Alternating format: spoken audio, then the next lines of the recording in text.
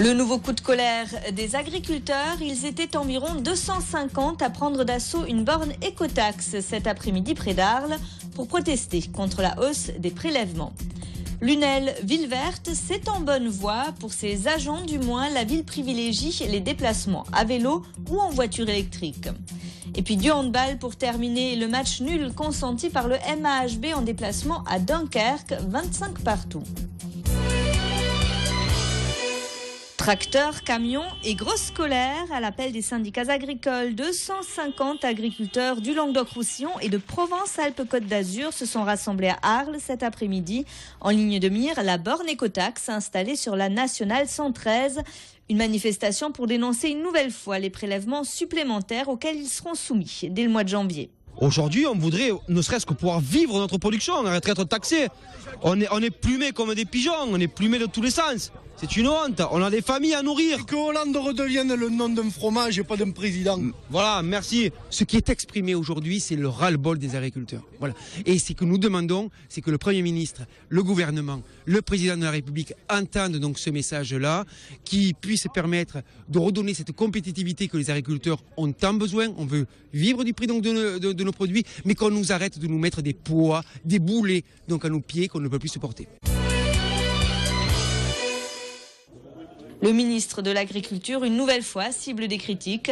Hier soir, Stéphane Le Foll était en Languedoc-Roussillon, justement, à Montpellier, puis à Nîmes, où il a rencontré des représentants de la filière cheval. Dans la soirée, le ministre socialiste a ensuite rencontré les militants gardois. Il a tenté de les rassurer sur l'action d'un gouvernement pourtant très contesté, alors que la cote de popularité du président de la République est au plus bas. On est dans un moment où il faut prendre la mesure des difficultés. Et on comprend, et je comprends, moi, l'impatience, les doutes, la perte de confiance, quelquefois la colère qui s'exprime. Mais en même temps, je sais une chose, c'est que dans ce débat, où la France était dans une situation avec un déficit budgétaire, un déficit commercial, du chômage qui augmentait, et puis une sécurité sociale qui était menacée, tout ce qu'on a entrepris, c'est de redresser ce pays, garder son modèle social, tout en assumant des responsabilités pour redonner de la compétitivité, de la force à ce pays. C'est ça qu'on fait aujourd'hui. Au centre droit et à droite, on prépare les élections municipales. Dans l'Hérault, l'UMP et les centristes travaillent sur une stratégie commune pour battre la gauche et faire barrage au Front National, ce qui passera sans doute par des listes communes, même si rien d'officiel n'a été dévoilé aujourd'hui.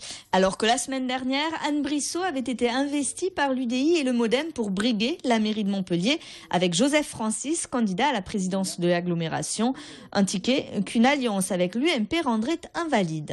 Si on fait un premier tour, eh bien Anne Brissot aura vocation à être le maire de Montpellier. Mais si on s'unit avec l'UMP, Anne Brissot sera sur la liste et elle fait partie des gens susceptibles d'être tête de liste, comme Jacques Domergue, comme moi-même et peut-être d'autres. On verra le moment venu, mais ça va se faire très vite, dans les jours qui viennent. Aujourd'hui, il s'agit d'annoncer notre volonté d'aboutir à des listes uniques partout.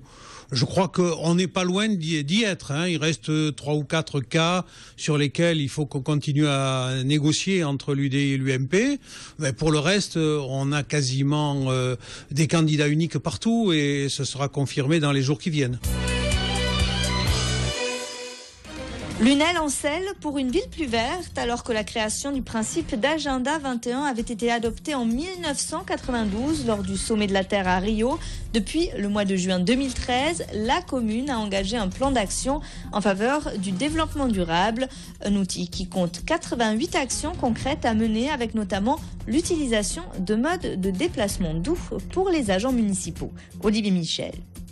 Avec ses jardins secs et ses 1,6 km de pistes cyclables, la ville de Lunel a entamé sa démarche d'Agenda 21. Une démarche qu'elle a formalisée dans un plan d'action qui répertorie 88 actes à mener en faveur du développement durable et du respect de l'environnement.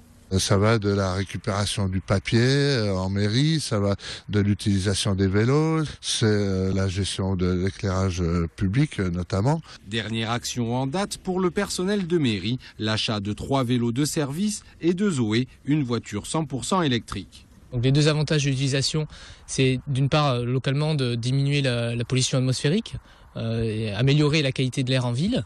Et puis dans un deuxième temps, c'est aussi de diminuer les nuisances sonores. Des modes de déplacement doux qui ont déjà fait leurs preuves. La police municipale est équipée d'une douzaine de vélos et depuis 3 ans, le gardien du complexe sportif de Dassargues roule en voiturette électrique. C'est une économie de temps déjà pour les déplacements puisque vu l'importance du site, il nous le fallait absolument. Puis en plus une économie d'énergie.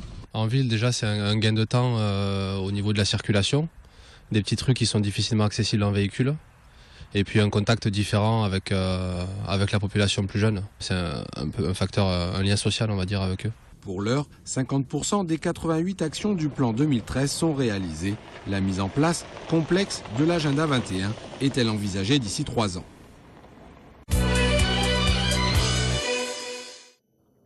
À Montpellier, les voitures électriques et autres hybrides n'auront pas la première place au Salon de l'Automobile. Après 12 ans d'absence, la manifestation est de retour depuis ce matin et jusqu'au 17 novembre au Parc des Expositions. Ferrari, Porsche, BMW ou encore Mercedes, en tout 42 marques et 250 véhicules sont présents. Une opération destinée à donner un coup de pouce aux professionnels de la région. Aujourd'hui, et notamment depuis le mois de septembre, les immatriculations ont cessé de baisser. Et notamment pour l'Hérault, qui est vraiment un département modèle, on peut dire, les immatriculations sont remontées. Et en octobre, sur le département de l'Hérault, on est à 6,5% de plus d'immatriculation par rapport à octobre l'année dernière. Donc ça veut dire que sur le cumul de l'année, eh bien, on a fini de descendre en nombre d'immatriculations et on commence à remonter. Donc voilà, on espère bien que ce salon va être à la base d'un renouveau du commerce de l'automobile sur 2014. Le statu quo pour le MAHB en déplacement à Dunkerque. Hier soir, les handballeurs montpelliérains ont fait jeu égal, 25 partout. Un match nul qui les maintient à la 3e place du classement de D1, juste derrière Dunkerque. Le PSG reste leader du championnat. Les premiers flocons de neige sont tombés aujourd'hui sur la région, dans les Cévennes gardoises et en Lozère notamment, où les automobilistes sont appelés à la prudence, surtout au nord de Mende. Il a neigé aussi sur les Pyrénées à partir de 800 mètres. Des averses de neige qui arrivent à point nommé, notamment pour la station de ski de Font-Romeu qui ouvre le 30 novembre.